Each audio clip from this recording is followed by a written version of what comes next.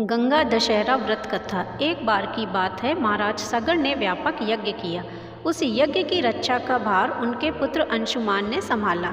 इंद्र ने सगर के यज्ञीय अश्व का अपहरण कर लिया। यह यज्ञ के लिए विघ्न था। अंशुमान ने सगर की 60,000 प्रजा को लेकर अश्व को खोजना शुरू कर दिया। सारा भूमंडल खोज लिया पर अश्व नहीं मिला। फिर अश्व को पाताल लोक में खोजने के लिए पृथ्वी को खोदा गया। खुदाई पर उन्होंने देखा कि साक्षात भगवान महर्षि कपिल के रूप में तपस्या कर रहे हैं। उन्हीं के पास महाराज सगर का अश्व घास चर रहा है। प्रजा उन्हें देखकर जोर जोर चिल्लाने लगी। महर्षि कपिल की समाधि टूट गई। ज्यों ही महर्षि कपिल ने अपने आग्नेय नेत्र खोले, त्यों ही सारी प्रजा भस्म हो गई। इन मृत लोगों के उद्धार के लिए ही महाराजा दिलीप के पुत्र भगीरथ ने कठोर तप किया। भगीरथ के तप से प्रसन्न होकर ब्रह्मा जी ने उनसे वर मांगने को कहा। तब भगीरथ ने गंगा की मांग की। इस पर ब्रह्मा जी ने कहा, राजन, तुम गंगा पर पृथ्वी का अवतरण तो चाहते हो, परंतु क्या तुमने पृथ्वी से पूछा कि वह गंगा के भार तथा वेग को संभाल पाएगी?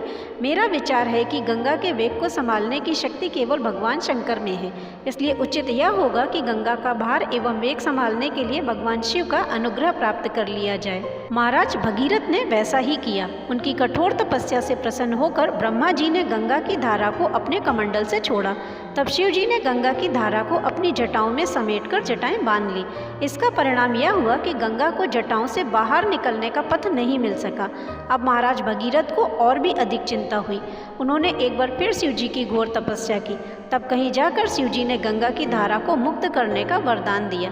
इस प्रकार शिव जी की जटाओं से छूटकर गंगा जी हिमालय की धाराओं में कलकल निनाद करके मैदान की ओर मुड़ी।